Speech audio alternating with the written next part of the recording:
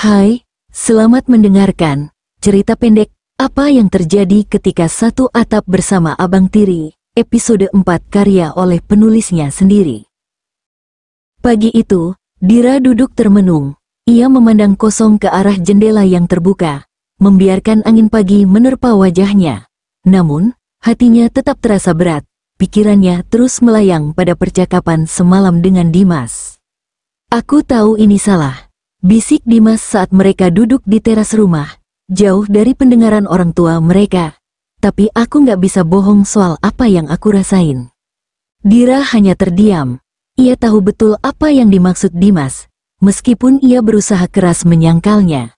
Namun, kenyataan bahwa ia merasakan hal yang sama membuat semua terasa semakin rumit. Hari itu, Dira mencoba mengalihkan pikirannya dengan pergi ke kampus lebih awal. Ia berharap kesibukan bisa membantu melupakan semua yang terjadi. Namun, seperti bayangan, Dimas selalu ada di pikirannya. Sepanjang perjalanan ke kampus, ia terus bertanya pada dirinya sendiri, kenapa aku harus merasakan ini? Di kelas, teman-temannya mencoba mengajak Dira berbicara, tapi ia hanya menanggapi dengan senyuman tipis. Temannya, Naya, menyadari ada sesuatu yang salah. Kamu kenapa, Ra? Kayaknya akhir-akhir ini sering melamun. Dira hanya menggeleng. Nggak apa-apa, Nay, aku cuma lagi banyak pikiran aja. Namun, Naya bukan orang yang mudah dibohongi. Kalau ada apa-apa, cerita aja, ya, jangan dipendam sendiri. Dira mengangguk, meskipun ia tahu ia tidak akan pernah bisa menceritakan ini kepada siapapun, bahkan kepada Naya sekalipun. Bagaimana ia bisa menjelaskan bahwa ia mulai jatuh cinta pada abang tirinya sendiri? Malam itu, suasana rumah terasa hening. Orang tua mereka pergi menghadiri acara keluarga, meninggalkan Dira dan Dimas berdua.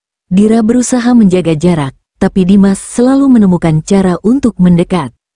Ra, panggil Dimas, berdiri di depan pintu kamarnya. Dira menoleh, berusaha terlihat biasa saja. Kenapa, Bang? Dimas mendekat dan duduk di tepi tempat tidurnya. Aku tahu kita tidak bisa terus seperti ini. Aku tidak mau membuat kamu bingung atau tidak nyaman. Tapi aku juga tidak bisa bohong soal perasaanku. Dira menunduk, menghindari tatapan Dimas yang begitu dalam.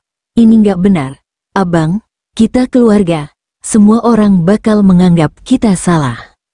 Tapi kita tidak benar-benar saudara. Ra, balas Dimas cepat. Aku tidak punya hubungan darah sama kamu, kita cuma jadi keluarga karena pernikahan orang tua kita. Perkataan itu menghantam Dira. Ia tahu itu benar, tapi rasa bersalah tetap menghantuinya. Bagaimanapun, masyarakat akan tetap menganggap hubungan mereka sebagai sesuatu yang tabu. Dimas melanjutkan, suaranya lebih lembut kali ini. Aku cuma mau kamu tahu, apapun yang kamu pilih, aku bakal menghargai. Aku tidak akan maksa. Kalau kamu ngerasa kita harus berhenti, aku bakal mundur. Dira terdiam lama. Ia merasa seperti dihadapkan pada dua pilihan yang sama-sama menyakitkan. Jika ia memilih untuk mundur, ia tahu ia akan kehilangan seseorang yang diam-diam telah menjadi bagian penting dalam hidupnya. Tapi jika ia tetap melanjutkan, ia harus menghadapi pandangan orang-orang dan rasa bersalah yang mungkin tak akan pernah hilang. Malam itu, Dira tidak bisa tidur. Ia terus memikirkan kata-kata Dimas. Di satu sisi, ia ingin menyerah pada perasaannya dan membiarkan semuanya berjalan apa adanya. Namun, ia juga takut pada penilaian orang lain, takut pada konsekuensi yang akan mereka hadapi, dan takut pada dirinya sendiri. Pagi harinya, Dira memutuskan untuk berbicara dengan Dimas. Ia tahu bahwa menghindar hanya akan membuat semuanya semakin sulit. Bang, kita harus bicara, ucap Dira saat mereka duduk di ruang tamu. Dimas mengangguk, wajahnya terlihat serius. Aku dengerin. Dira menarik napas dalam-dalam sebelum berbicara. Aku nggak tahu apa yang harus aku lakuin. Aku juga nggak tahu apa yang benar atau salah sekarang. Tapi satu hal yang aku tahu, aku nggak mau kehilangan Abang. Dimas menatapnya, matanya memancarkan harapan.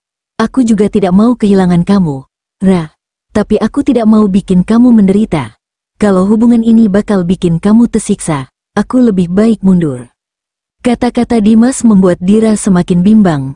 Ia tahu bahwa perasaan mereka tulus, tapi ia juga tahu bahwa dunia tidak selalu berpihak pada mereka yang mengikuti hati mereka. Beberapa hari berlalu, dan Dira akhirnya membuat keputusan. Ia menyadari bahwa ia tidak bisa terus hidup dalam ketakutan akan penilaian orang lain. Ia tidak tahu apa yang akan terjadi di masa depan, tapi ia ingin menjalani hidup tanpa penyesalan. Malam itu, ia kembali berbicara dengan Dimas. Aku nggak tahu apa yang akan terjadi, Bang, tapi aku mau mencoba. Aku nggak mau menyerah sebelum kita benar-benar berjuang. Dimas tersenyum, sebuah senyum yang penuh dengan rasa lega dan kebahagiaan.